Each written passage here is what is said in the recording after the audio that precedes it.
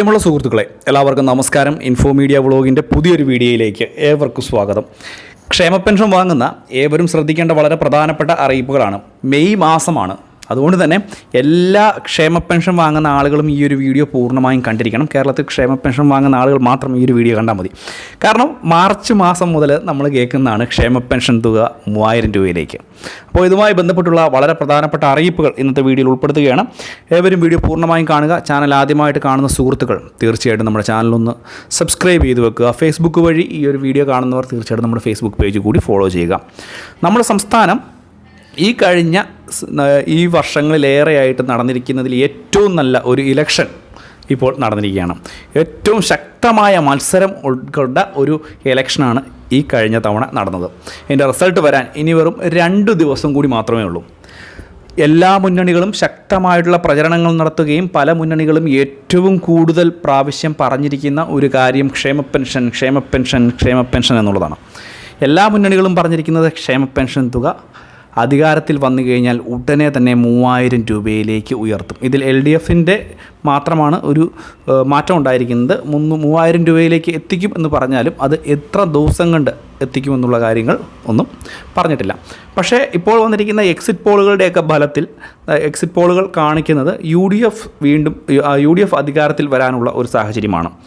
UDF അധികാരത്തിൽ വന്നു കഴിഞ്ഞാൽ ശ്രദ്ധിക്കേണ്ട ഏറ്റവും പ്രധാനപ്പെട്ട കാര്യം അവർ തന്നെ പറഞ്ഞിരിക്കുന്നത് ചുരുങ്ങിയ 1 മാസത്തിനുള്ളിൽ തന്നെ ആദ്യം തന്നെ ക്ഷേമ പെൻഷൻ തുക 3000 രൂപ ആക്കിക്കൊണ്ടുള്ള ഉത്തരവ് വരുമെന്നുള്ളതാണ്. പ്രത്യേകിച്ച് ശ്രദ്ധിക്കണം. 2000 രൂപയിലേക്ക് ഈ ഒരു 3-4 മാസമേ ആയിട്ടുള്ളൂ 2000 രൂപയിലേക്ക് ഉയർത്തിയിട്ട്. പക്ഷേ UDF അധികാരത്തിൽ വന്ന 3000 രൂപ ആക്കുമെന്ന് പറയുന്നു. പക്ഷേ റിസൾട്ട് വരാൻ 2 ദിവസം കൂടി ഇരിക്കെ നമ്മൾ ചോദിക്കുന്ന ഒരു കാര്യമുണ്ട്. ഈ 3000 രൂപയിലേക്ക് എത്തുകയാണ് എന്നുണ്ടെങ്കിൽ ഇപ്പോൾ UDF സർക്കാരിന് അധികാരം കിട്ടി, അതിനുശേഷം ഈ ഒരു തുക പെൻഷനിലേക്ക് എത്തിക്കുകയാണ് എന്നുണ്ടെങ്കിൽ എവിടെ നിന്ന് ഇതിനു വേണ്ടിയുള്ള പണം കണ്ടെത്തും എന്നുള്ളൊരു കാര്യം. വരുമാനം വളരെ കുറവ്, ചിലവ് വളരെ കൂടുതൽ. ആ ഒരു രീതിയിൽ നിൽക്കുന്ന ഒരു സർക്കാരിൻ്റെ ഭാഗത്തു നിന്ന് ഏത് രീതിയിൽ ഇത് എത്തിക്കുമെന്നുള്ളത് വളരെ പ്രധാനപ്പെട്ട ഒരു കാര്യമാണ്. പക്ഷേ കടമെടുത്തുകൊണ്ടാണ് ക്ഷേമ പെൻഷൻ തുക വിതരണം ചെയ്യുന്നത് എന്നുള്ളൊരു കാര്യം നമുക്കെല്ലാവർക്കും അറിയാം.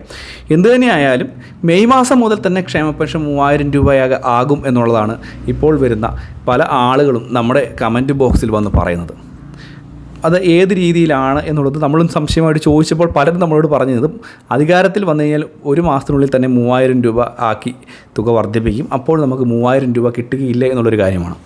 തുക ഈ ഒരു മാസം വർദ്ധിപ്പിച്ചാലും ഒരുപക്ഷെ ലഭിക്കുക ഈ ഒരു ഒറ്റയടിക്ക് 3000 രൂപയിലേക്ക് എത്തിക്കാനുള്ള ഒരു സാഹചര്യം ഉണ്ടോ എന്നുള്ള കാര്യം തീർച്ചയായിട്ടും പരിശോധിക്കേണ്ടി വരും.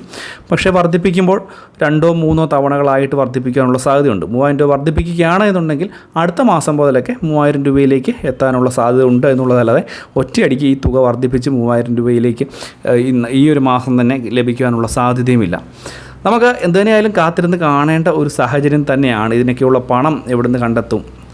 കടത്തിന് മുകളിൽ നിൽക്കുന്ന ഒരു സംസ്ഥാനത്തെ വീണ്ടും കടക്കണിയിലാക്കുന്നതായിരിക്കുമോ പുതിയ നടപടി എന്നുള്ളതൊക്കെ. എന്തുതന്നെയായാലും നമുക്ക് കാത്തിരുന്ന് കാണാം. ക്ഷേമ പെൻഷൻ വാങ്ങുന്ന ആളുകൾ എല്ലാവരും ശ്രദ്ധിക്കേണ്ട ഒരു അറിയിപ്പാണ്.